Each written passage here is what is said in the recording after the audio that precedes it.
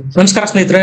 ಒಂದು ಫೇಲ್ಯೂರ್ ಆಗಿರೋ ಪ್ರಾಡಕ್ಟ್ ನ ರೀಲಾಂಚ್ ಮಾಡೋದಿಕ್ಕೆ ಕಾಂಗ್ರೆಸ್ನವರು ಯಾವ ಮಟ್ಟಕ್ಕೆ ಇಳಿತಾರೆ ನೋಡಿ. ಸಂಸತ್ನೆ ರಣಾಂಗಣ ಮಾಡ್ಬಿಟ್ರಲ್ಲ. ವಿರೋಧ ಪಕ್ಷದ ನಾಯಕ ಯಾವ ರೀತಿ ಇರ್ಬೇಕು ಅನ್ನುವ ಕಾಮನ್ ಸೆನ್ಸ್ ಇಲ್ಲವಾಯ್ತಲ್ಲ ರಾಹುಲ್ ಗಾಂಧಿ ಅವರಿಗೆ. ನಿನ್ನೆ ಮೊನ್ನೆ ತನಕ ಅಂಬೇಡ್ಕರ್ ಅವರ ಹೆಸರು ಹೇಳ್ಕೊಂಡು ರಾಜಕಾರಣ ಮಾಡಿದ್ರು. ಈಗ ಖುದ್ದು ಗುಂಡಾಗರ್ದಿಗೆ ಇಳಿದು ಬಿಟ್ಟಿದ್ದಾರೆ. ಹೆಚ್ಚು ಕಡಿಮೆ ಹತ್ಯೆ ಮಾಡೋದಕ್ಕೆ ಹೊರಟು ಬಿಟ್ಟಿದ್ರು. ಈಗ ಆಲ್ರೆಡಿ FIR ಆಗಿದೆ. ಅದರಲ್ಲಿ ಹತ್ಯೆ ಮಾಡಲು ಪ್ರಯತ್ನ ಅಂತಾನೆ ಆಗಿರೋದು. ಒಬ್ಬ ಪ್ರತಿಪಕ್ಷದ ನಾಯಕ ಬಿಜೆಪಿಯ ಸಂಸದೀಯ ಜೊತೆಗೆ ಅಸಭ್ಯ ರೀತಿಯಲ್ಲಿ ವರ್ತನೆ ಮಾಡ್ತಾರೆ ಅಂದ್ರೆ ಮನಸ್ಥಿತಿ ಹೆಂಗಿರ್ಬೇಕು ನೀವೇ ಯೋಚನೆ ಮಾಡಿ. ಇಲ್ಲಿ ಕರ್ನಾಟಕದಲ್ಲಿ ಅದೇ ಕಾಂಗ್ರೆಸ್ನವರು CT ರವಿಯ ವಿರುದ್ಧ ಹೋರಾಟ ಮಾಡ್ತಾ ಇದ್ದಾರೆ. ಮಾರಣಾಂತಿಕ ಹಲ್ಲೆ ಮಾಡಿ ಜೈಲಿಗೂ ಹಾಕಿದ್ರು. ಆದ್ರೆ ಕೇಂದ್ರದಲ್ಲಿ ತಮ್ಮದೇ ಪಕ್ಷದ ಪ್ರಶ್ನಾತೀತ ನಾಯಕ ರಾಹುಲ್ ಗಾಂಧಿ ಮಾಡಿದ್ದೇನು? ಈ ಆರೋಪ ಮಾಡ್ತಾ ಇರೋದು ಮಹಿಳಾ ಸಂಸದನೇ. LOP ನಾಯಕ ರಾಹುಲ್ ಗಾಂಧಿ ಅವರು ನನ್ನ ಹತ್ರ ಬಂದ್ರು, ಅಸಭ್ಯವಾಗಿ ವರ್ತನೆ ಮಾಡಿದ್ರು, ತಳ್ಳಾಟ ನೌಕಾಟ ನಡೆಸಿದ್ರು, ಕೊನೆಗೆ ನನ್ನ ಜೊತೆ ವಾಗ್ವಾದ ಮಾಡಿದ್ರು. ನನಗೆ ಆ ಸಂದರ್ಭದಲ್ಲಿ ಡಿಸ್ಕಂಫರ್ಟ್ ಆಗಿತ್ತು ಅಂತ ಸದನದಲ್ಲಿ ಹೇಳ್ತಾರೆ ಬಿಜೆಪಿ ಸಂಸದೆ. ಇಲ್ಲೇ ಗೊತ್ತಾಗುತ್ತೆ ನೋಡಿ ಕಾಂಗ್ರೆಸ್ಸಿಗರ ದ್ವಂದ್ವ ನೀತಿ. ಕರ್ನಾಟಕದಲ್ಲಿ CT ರವಿ ಮಾಡಿದ್ದು ಅಪರಾಧ, ಡೆಲ್ಲಿನಲ್ಲಿ ರಾಹುಲ್ ಗಾಂಧಿ ಅವರು ಮಾಡಿದ್ದೇನು? ಇವರನ್ನ ಯಾರೇ ಸಂಸದರು ಅಂತಾರೆ? ಒಂದು ಡ್ರೆಸ್ ಕೋಡ್ ಇಲ್ಲ, T ಶರ್ಟ್ ಹಾಕೊಂಡು ಮನೆಯಲ್ಲಿದ್ದವ್ರ ತರ ಸಂಸತ್ತಿಗೆ ಬರ್ತಾರೆ. ಮಹಾನ್ ನಾಯಕ, ಮುಂದೆ ಭವಿಷ್ಯದ ಪ್ರಧಾನಮಂತ್ರಿ ಅಂತೆಲ್ಲ ಬಿಂಬಿಸಿಕೊಳ್ಳೋರು ನಡೆದುಕೊಳ್ಳೋ ರೀತಿ ನೋಡಿ ಹೇಗಿದೆ. 54 ವರ್ಷದ ಚಿರ ಯುವಕ ರಾಹುಲ್ ಗಾಂಧಿ ಅವರು ನನ್ನ ಮಜಲ್ ಪವರ್ ನ ನೋಡಿ ಅಂತ T ಶರ್ಟ್ ಹಾಕೊಂಡು ಸಂಸತ್ತಿಗೆ ಬಂದು ಇಳಿ ವಯಸ್ಸಿನ ಸಾರಂಗಿ ಅವರ ಮೇಲೆ ಎಂತ ಗುಂಡಾಗರ್ದಿ ಮಾಡಿದ್ರು ನೋಡಿ. ಸಂಸದರನ್ನ ಶ್ರೀಮಾನ್ಯ, ಮಾನನೀಯ ಅಂತೆಲ್ಲ ಸಂಬೋಧನೆ ಮಾಡ್ತಾರೆ ಹೆಸರು ಹೇಳೋದಕ್ಕೂ ಮುಂಚೆ.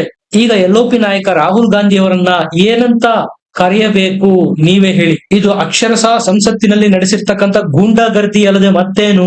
ಮಹಿಳೆಯರನ್ನು ಕಂಡ್ರೆ ಅಸಭ್ಯಕರವಾಗಿ ವರ್ತನೆ ಮಾಡೋದು, ಹಿರಿಯರು, ವಯಸ್ಸಾದವರು, ಇಳಿ ವಯಸ್ಸಿನವರು ಅನ್ನದೇ ತೋಳ್ಬಲ ತೋರಿಸಿ ತಮ್ಮ ಕರಾಟೆ ಕುಂಫು ವಿದ್ಯೆನ ಕೈಲಾಗದವರ ಮೇಲೆ ಪ್ರಯೋಗ ಮಾಡಿ ದುಂಡಾವರ್ತನೆ ಮಾಡೋದು. ಅದು ಇವರು ಎರಗಿದ್ದು ಯಾರ ಮೇಲೆ? ಸಾರಂಗಿ ಅಂತಹ ಸರಳ ಸಜ್ಜನ ಆದ್ಮಿ ಮೇಲೆ. ಅತಿ ಬಡವ ಸಂಸದ ಅಂತ ಪ್ರಖ್ಯಾತಿ ಪಡೆದಿದ್ದಾರೆ. ಒಡಿಸಾದ ಯಾವುದೋ ಮೂಲೆಯಲ್ಲಿ ಸಮಾಜ ಕಾರ್ಯ ಮಾಡಿಕೊಂಡಿದ್ದಂತಹ ಸಾರಂಗಿಗೆ 2 ಬಾರಿ ಬಿಜೆಪಿಯ ಮೋದಿ ಟಿಕೆಟ್ ಕೊಟ್ಟು ಗೆಲ್ಲಿಸಿಕೊಂಡು ಬಂದಿದ್ರು. ಅಂತವರ ಮೇಲೆ ಈ ರೀತಿಯ ದುಂಡಾವರ್ತನೆ ಮಾಡೋದು ಎಷ್ಟು ಸರಿ? ರಾಹುಲ್ ಗಾಂಧಿ ಅವರು ಮೊದಲು ಹಲ್ಲೆ ಮಾಡಿದ್ದು ಮುಖೇಶ್ ರಾಜಪೂತ್ ಅನ್ನುವ ಸಂಸದರ ಮೇಲೆ. ಬ್ಯಾಲೆನ್ಸ್ ತಪ್ಪಿ ಸಾರಂಗಿ ಅವರ ಮೇಲೆ ಬೀಳ್ತಾರೆ. ರಾಜಪೂತರಿಗೂ ಮತ್ತು ಸಾರಂಗಿಗೂ ಇಬ್ಬರಿಗೂ ತೀವ್ರತರವಾದ ಗಾಯ ಆಗತ್ತೆ. ICU ನಲ್ಲಿ ಇಬ್ಬರನ್ನು ಅಡ್ಮಿಟ್ ಮಾಡಿದ್ದಾರೆ. ಪ್ರೆಸ್ ಕಾನ್ಫರೆನ್ಸ್ ಮಾಡಿ ಖರ್ಗೆ ಅವರನ್ನ ಪಕ್ಕದಲ್ಲಿ ಕೂರಿಸ್ಕೊಂಡು ಖರ್ಗೆ ಅವರ ಮೇಲೆ ಬಿಜೆಪಿ ಅವರು ಹಲ್ಲೆ ಮಾಡಿದ್ದಾರೆ ಅಂತ ಕತೆ ಕಟ್ಟಿದ್ರು. ಮಾತೆತ್ತಿದ್ರೆ ಮೊಹಬ್ಬತ್ ಕಿ ದುಕಾನ್ ಅಂತ ಶೋ ಕೊಡೋ ಈ ಕಾಂಗ್ರೆಸ್ ನಾಯಕರು ಮಾಡ್ತಾ ಇರೋದೇನು? ಬರೀ ನಫರತ್, ದ್ವೇಷ. ಆದ್ರೆ ಈ ಬಾರಿ ಮೋದಿ ಕ್ಷಮಿಸೋ ಮೂಡಲ್ಲಿಲ್ಲ. ಅಕ್ಷರಶಃ ರಾಹುಲ್ ಗಾಂಧಿ ಅವರಿಗೆ ಬಂಧನದ ಭೀತಿ ಎದುರಾಗಿದೆ. ಲೀಡರ್ ಆಫ್ ಅಪೋಸಿಷನ್ ನಲ್ಲಿದ್ದಾಗಲೇ ರಾಹುಲ್ ಗಾಂಧಿ ಅವರು ಈ ಪಾರ್ಟಿಯ ಗೂಂಡಾಗರ್ದಿ ಮಾಡ್ತಾ ಇದ್ರೆ ಇನ್ನು ಅಧಿಕಾರಕ್ಕೆ ಬಂದ್ರೆ ಏನೆಲ್ಲ ಆಗಬಹುದು ಯೋಚನೆ ಮಾಡಿ. ಸಂಸದರನ್ನೇ ಬಿಡಲ್ಲ ಅಂದ್ರೆ ಸಾಮಾನ್ಯ ಜನರ ಕತೆ ಏನಾಗಿರ್ಬೋದು? ಯಾಕಂದ್ರೆ ಇವರ ಅಜೆಂಡಾಗಳು ಒಂದೂ ಸಕ್ಸಸ್ ಆಗ್ತಾ ಇಲ್ಲ. ರಫೇಲ್ ನಂತಹ ಇಲ್ಲದ ಹಗರಣನ ಸೃಷ್ಟಿ ಮಾಡಿ ಮೋದಿ ಅವರ ಮೇಲೆ ಭ್ರಷ್ಟಾಚಾರದ ಕಪ್ಪು ಚುಕ್ಕಿ ಹಚ್ಚೋದಕ್ಕೆ ಪ್ರಯತ್ನ ಮಾಡಿದ್ರು, ಅಲ್ಲೂ ಸಕ್ಸಸ್ ಆಗಲಿಲ್ಲ. ಯಾಕಂದ್ರೆ ಮೋದಿ ಭ್ರಷ್ಟಾಚಾರ ಮಾಡ್ತಾರೆ ಅಂತ ಕಾಂಗ್ರೆಸ್ಸಿಗರೇ ನಂಬೋದಿಲ್ಲ. ಅದಾದ ನಂತರ ರಿಸರ್ವೇಶನ್ ಬಾಣ ಬಿಟ್ರು, ಅದೂ ಸಕ್ಸಸ್ ಆಗಲಿಲ್ಲ. ಜಾತಿ ಜನಗಣತಿಯ ಬಾಣ ಬಿಟ್ರು, ಹರಿಯಾಣ ಮತ್ತು ಮಹಾರಾಷ್ಟ್ರದಲ್ಲಿ ಅದೂ ಸಕ್ಸಸ್ ಆಗ್ಲಿಲ್ಲ. ಸಂವಿಧಾನನೇ ಬದಲಾವಣೆ ಮಾಡ್ಬಿಡ್ತಾರೆ 400 ಸೀಟ್ ಬಂದ್ರೆ ಅಂತ. ಆದ್ರೆ 3ನೇ ಬಾರಿನೂ ಮೋದಿ ಹ್ಯಾಟ್ರಿಕ್ ದಿಗ್ವಿಜಯ ಸಾಧಿಸಿದ್ರು. ಆದ್ರೆ ಈಗ ಮಾಡೋದಕ್ಕೇನು ಇಲ್ವಲ್ಲ, ಯಾವ ವಿಚಾರನೂ ಸಿಗ್ತಾ ಇಲ್ವಲ್ಲ. ಹಾಗಾಗಿ ಖುದ್ದು ಗುಂಡಾಗರ್ದಿಗೆ ಇಳಿದು ಬಿಟ್ರು. ನಾನು ಕುಂಫು ಕರಾಟೆ ಕಲ್ತಿದ್ದೀನಿ ಅಂತೇಳಿ ಅದು ವಯೋವೃದ್ಧದ ಇಳಿ ವಯಸ್ಸಿನವರ ಮೇಲೆ ಪ್ರಯೋಗ ಮಾಡೋದಾ? ರಾಹುಲ್ ಗಾಂಧಿ ಅವರು ಗಾಂಧಿ ಕುಟುಂಬದಲ್ಲಿ ಹುಟ್ಟಿರಬಹುದು, ಅಂದ ಮಾತ್ರಕ್ಕೆ ಏನ್ ಬೇಕಾದ್ರೂ ಮಾಡಬಹುದಾ? ಅಧಿಕಾರ ಕೇವಲ ಗಾಂಧಿ ಕುಟುಂಬದ ಸೊತ್ತ? ಮೋದಿ ಅವರಂತಹ ಹಿಂದುಳಿದ ವರ್ಗದ OBC ನಾಯಕರು ಪ್ರಧಾನಿ ಕುರ್ಚಿ ಮೇಲೆ ಕೂರಬಾರ್ದ? ಅವರು ಗುಜರಾತ್ನ ಮುಖ್ಯಮಂತ್ರಿ ಆಗಿದ್ದಾಗ ಏನೆಲ್ಲ ಹಿಂಸೆ ಕೊಡಲಾಯಿತು? ಗೋಧ್ರಾ ಕಾಂಡದಲ್ಲಿ ಸಿಲುಕಿಸಲು ಪ್ರಯತ್ನ ಮಾಡಲಾಯಿತು. CBI ED ಅವರನ್ನು ಬಿಟ್ಟು ಚಿತ್ರಹಿಂಸೆ ಕೊಡಲಾಯಿತು. ಮುಖ್ಯಮಂತ್ರಿ ಅಂತಾನು ನೋಡದೆ ದಿನಗಟ್ಟಲೆ ವಿಚಾರಣೆ ಮಾಡಿಸಲಾಯಿತು. 1, 2 ಇವರು ಮೋದಿ ಅವರಿಗೆ ಕೊಟ್ಟ ಹಿಂಸೆ ಇದೇನ್ ನೋಡಿ ದುರಂತ. ಕಾಂಗ್ರೆಸ್ನವರನ್ನ ಜನ ಆರಿಸಿಲ್ಲ, ತಿರಸ್ಕಾರ ಮಾಡಿದ್ದಾರೆ ಅಂತ ಜನರ ಮೇಲಿನ ಕೋಪನ ಒಬ್ಬ ಬಡ ಸಂಸದ ಇಳಿ ವಯಸ್ಸಿನ ಸಾರಂಗಿಯವರ ಮೇಲೆ ತೀರಿಸ್ಕೊಳ್ಳೋದಾ? ನೀವೇ ನೋಡಿ, ಒಬ್ಬ ಆದಿವಾಸಿ ಮಹಿಳೆ ಸಂಸದೆ ಹತ್ತುಕೊಂಡು ಬಂದು ಸ್ಪೀಕರ್ ಬಳಿ ರಾಹುಲ್ ಗಾಂಧಿ ಅವರು ನನ್ನ ಬಳಿ ದುರ್ವರ್ತನೆ ತೋರಿದ್ರು ಅಂತ ಆರೋಪ ಮಾಡ್ತಾರೆ ಅಂದ್ರೆ ವಿಷಯ ಎಷ್ಟು ಗಂಭೀರ ಆಗಿರ್ಬೇಕು. ಕಾಂಗ್ರೆಸ್ಸಿಗರ ಇತಿಹಾಸನೇ ಈಗ. ಮಕ್ಕಳು, ಮಹಿಳೆಯರಿಗೆ ಗೌರವ ಕೊಡೋದೇ ಗೊತ್ತಿಲ್ವಾ? ಇವರ ವರ್ತನೆ ಹೇಗಿದೆಯಪ್ಪ ಅಂದ್ರೆ ಸಂವಿಧಾನನ ಕಾಲ್ ಕೆಳಗೆ ಹಾಕಿ ತುಳಿದಂತೆ ಇದು. ಲೋಕತಂತ್ರಕ್ಕೆ ಕಪ್ಪು ಮಸಿ ಬಳಿದ ಹಾಗೆ.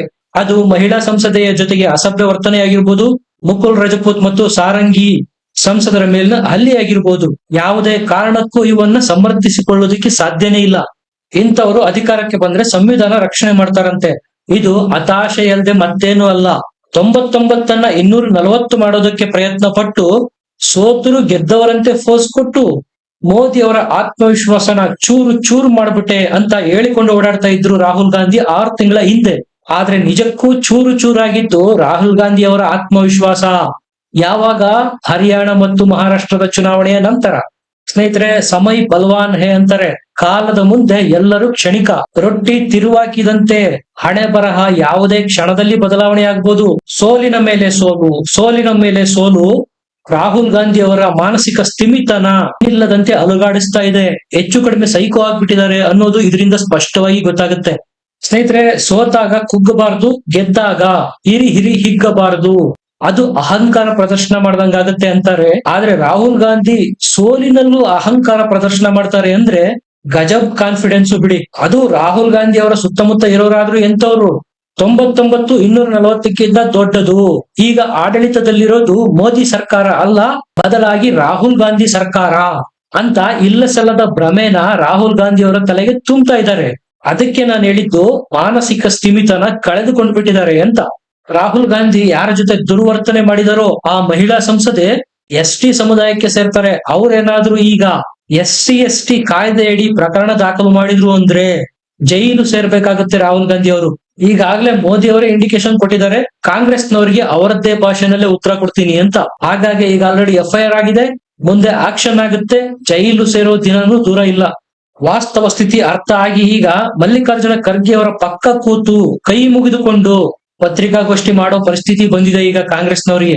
ಮಂಗನ ಕೈಲಿ ಮಾಣಿಕ್ಯ ಕೊಟ್ರೆ ಏನಾಗುತ್ತೆ ಅನ್ನೋದು ಇವತ್ತಿನ ಲೀಡರ್ ಆಫ್ ಅಪೋಸಿಷನ್ ನೋಡಿದ್ರೆ ಗೊತ್ತಾಗುತ್ತೆ. ಜೂನ್ ಅಲ್ಲಿ ರಿಸಲ್ಟ್ ಬಂದಾದ ನಂತರ ಪ್ರಥಮ ಲೋಕಸಭಾ ಅಧಿವೇಶನದಲ್ಲಿ ಯಾವ ರೀತಿ ಮೋದಿ ವಿರುದ್ಧ ಹರಿಹಾಯ್ತಾ ಇದ್ರು ಯೋಚನೆ ಮಾಡಿ. ತಮ್ಮ ಸಂಸದರಿಗೆ ಬುಸಲಾಯಿಸ್ತಾ ಇದ್ರು, ಬಾವಿಗಿಡಿರಿ, ಮೋದಿಗೆ ಮಾತಾಡೋದಕ್ಕೆ ಬಿಡಬೇಡಿ, ಪ್ರೊಟೆಸ್ಟ್ ಮಾಡಿ, ಲೋಕಸಭೆಯಲ್ಲಿ ಅರಾಜಕತೆ ಸೃಷ್ಟಿ ಮಾಡಿ, ಹಿಂಗ ಹೇಳೋದು ಒಬ್ಬ ಪ್ರತಿಪಕ್ಷದ ನಾಯಕರಾದವರು. ಸಂಸದರನ್ನು ಪುಸಲಾಯಿಸಿದ್ದಾಯ್ತು, ಏನೂ ಮಾಡೋದಕ್ಕೆ ಆಗ್ತಾ ಇಲ್ಲ ಅಂತೇಳಿ ಈಗ ತಾನೇ ಖುದ್ದು ಅಖಾಡಕ್ಕಿಳಿದು ಗೂಂಡಾಗರ್ದಿ ಮಾಡ್ತಾ ಇದ್ದಾರೆ ರಾಹುಲ್ ಗಾಂಧಿ ಅವರು. ಸ್ನೇಹಿತರೆ, ನಿಜವಾದ ಸಮಸ್ಯೆ ಕಾಂಗ್ರೆಸ್ಸಿಗರಿಗೆ ಎಲ್ಲಿದೆ ಅಂತ ಈಗ ಹೇಳ್ತೀನಿ ಕೇಳಿ.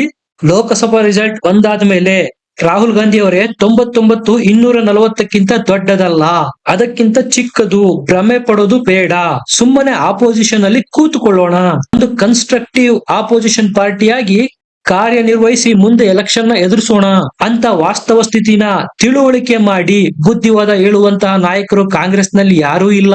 ಅಂತವ್ರು ಯಾರಾದ್ರೂ ಇದ್ದಿದ್ರೆ ಖಂಡಿತ ಕಾಂಗ್ರೆಸ್ ಆಲ್ಮೋಸ್ಟ್ ಆಲ್ ಗೆಲ್ಲುವ ಆತ್ಮವಿಶ್ವಾಸದಲ್ಲಿದ್ದ ಹರಿಯಾಣ ಮತ್ತು ಮಹಾರಾಷ್ಟ್ರದ ಎಲೆಕ್ಷನ್ ನ ಸೋಲ್ತಾ ಇರ್ಲಿಲ್ಲ.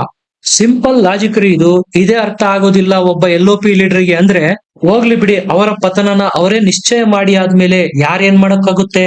ನಿಮ್ಗೆ ಏನನ್ಸುತ್ತೆ ಕಮೆಂಟ್ ಮಾಡಿ, ಲೈಕ್ ಮಾಡಿ, ಚಾನಲ್ ನ ಸಬ್ಸ್ಕ್ರೈಬ್ ಮಾಡಿ. ಮತ್ತೆ ಸಿಗೋಣ. ನಮಸ್ಕಾರ.